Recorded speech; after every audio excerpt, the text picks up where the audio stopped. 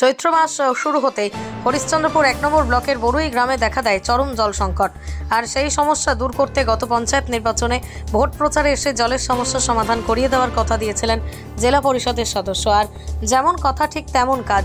শুক্রবার হরিশ্চন্দ্রপুর ১ নম্বর ব্লকের বড়ুই গ্রাম পঞ্চায়েতের গহিলা গ্রামে ফিতে কেটে সাবমার্সিবলের শিলান্যাস করলেন জেলা পরিষদের কৃষি সেচ ও সমবায় কর্মাধ্যক্ষ রবিউল ইসলাম।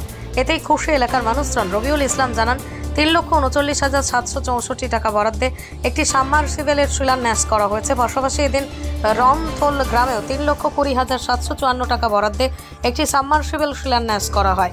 গহিলার বাসিন্দারা জানান, চৈত্র মাস শুরু হতেই এলাকায় জলস্তর অনেকটা নিচে নেমে যায়, নলকূপে জল ওঠে না।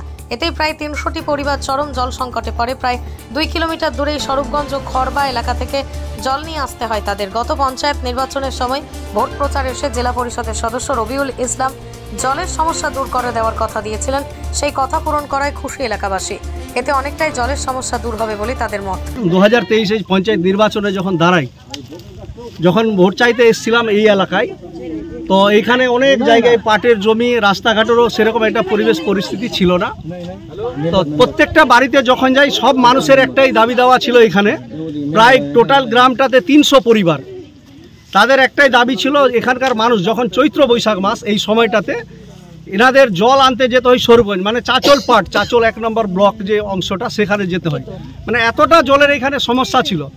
মনের মধ্যে তখনই স্থির করেছিলাম, যদি আমি জনগণের দোয়া আশীর্বাদ নিয়ে মালদা জেলা পরিষদের সদস্য হিসাবে নির্বাচিত হই, তাহলে প্রথম অবস্থায় এই গহিলা মানুষের জন্য এটা অত্যন্ত মানে গ্রামীণ রুরাল এরিয়া এবং এসসি অধ্যুষিত এলাকা, মানে সমস্তটা এখানে কিন্তু শিডিউল ক্লাস মানুষ বসবাস করে। তো প্রথমেই আমার টার্গেট ছিল যে যদি আমি জিতে যাই, ফার্স্ট পদক্ষেপ নিয়ে কিন্তু প্রথম যা কাজ হবে এখানে কিন্তু গহিলার এই মাটিতে, এখানে বিশাল বড় একটা মাঠ আছে এবং এখানে সব খেটে খাওয়া মেহনতি গরিব মানুষ এরা বসবাস করে। এরা যে একটা টিউবওয়েল বসাবে সেটা কিন্তু এদের সামর্থ্য সেরকম মানে কুলে আসে না, দিন আনে দিন খায় এরকম একটা পরিস্থিতি। মনের মধ্যে স্থির করেছিলাম যে জেলা পরিষদে যখন প্রথম ফান্ড পাবো, আমাদের যা জেলা পরিষদ মেম্বারদের যা ভাগ, প্রথম অ্যাকশন প্ল্যানে ধরে এদের কাজটা কিন্তু করবো। যাকে মালদা জেলা পরিষদ কর্তৃক ৩,৩৯,৭৬৪ টাকা ব্যয়ে আজকে আমি শুভ শিলান্যাস এখানে করলাম।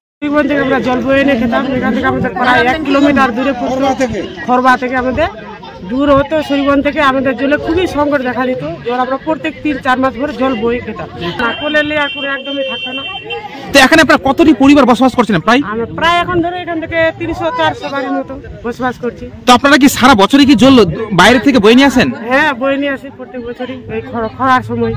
কিলোমিটার রাস্তা হেঁটে যেতাম জল আনতে।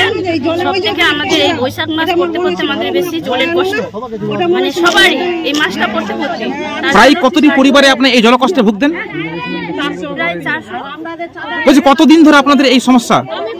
প্রায় অনেক বছর, বলছি এই সমস্যার সমাধান হলো কি আপনাদের? কিভাবে সমাধান হলো? আপনাদের পাড়াতে কি সাবমার্সিবল বসানোর ব্যবস্থা করেছে? কি বসেছিল আপনার পাড়াতে? মালদা থেকে পার্থ ছায়ের রিপোর্ট, পশ্চিমবঙ্গ সংবাদ।